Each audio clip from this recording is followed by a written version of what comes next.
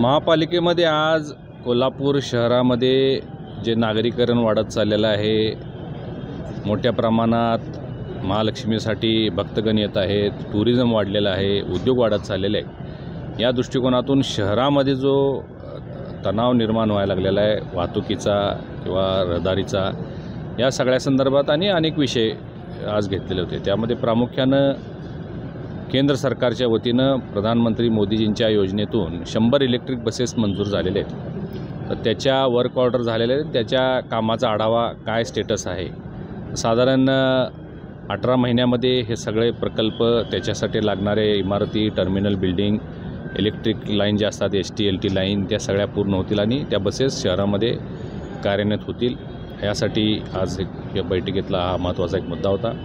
शहरांतर्गत जे रस्ते गेले अनेक दिवस सुरू होते, राज्य शासनाकडून किंवा DPCतून जे रस्ते मंजूर झालेले होते, 100 कोटीचे रस्ते, 25 कोटीचे रस्ते, त्याचा एक आढावा घेतलेला आहे। साधारण मार्च अखेरपर्यंत हे सगळे रस्ते पूर्ण होतील अशी ग्वाही आता प्रशासनाच्या वतीनं देण्यात आलेली आहे। त्याचबरोबर पिण्याच्या पाण्याची शहरामध्ये रोज बऱ्याच भागांमध्ये तक्रार आहे आणि त्याच्या संदर्भात माहिती घेतली असता शहरामध्ये अमृत योजना जी केंद्र सरकारची आहे, त्यातून 12 पाण्याच्या टाक्या नवीन बांधण्यात आलेल्या आहेत। त्यापैकी 11 टाक्या या 15 दिवसात किंवा 1 महिन्यात कार्यान्वित होतील आणि त्याचबरोबर शहराअंतर्गत 216 किलोमीटरची पिण्याची पाईपलाईन ती आता पूर्ण झालेली आहे आणि त्यातून हे पाण्याचं डिस्ट्रीब्युशन होणार आहे। पाण्याचं डिस्ट्रीब्युशन सध्या होत नाही आहे, त्याचे काही जॉईनिंग राहिलेले आहेत, काही कनेक्शन्स इंटरलिंकिंग राहिलेले आहेत। महिन्याभरात तेही होतील आणि त्याच्यानंतर जो आज पाण्याचा सगळा दबाव निर्माण व्हायला लागला आहे तोही पूर्ण होईल।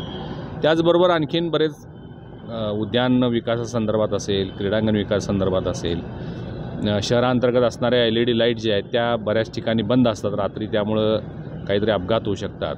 अशा अनेक विषयांवर आज चर्चा झाली आणि सकारात्मक बैठक झालेली आहे।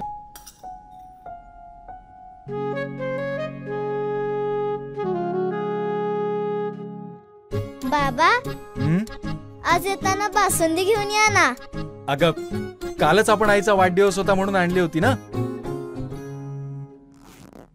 ऐकलं, गोकुळची बासुंदी पुन्हा खावीशी वाटतेय। खरं सांगू, मलाही खावीशी वाटतेय। पुन्हा पुन्हा खावीशी वाटणारी गोकुळ बासुंदी।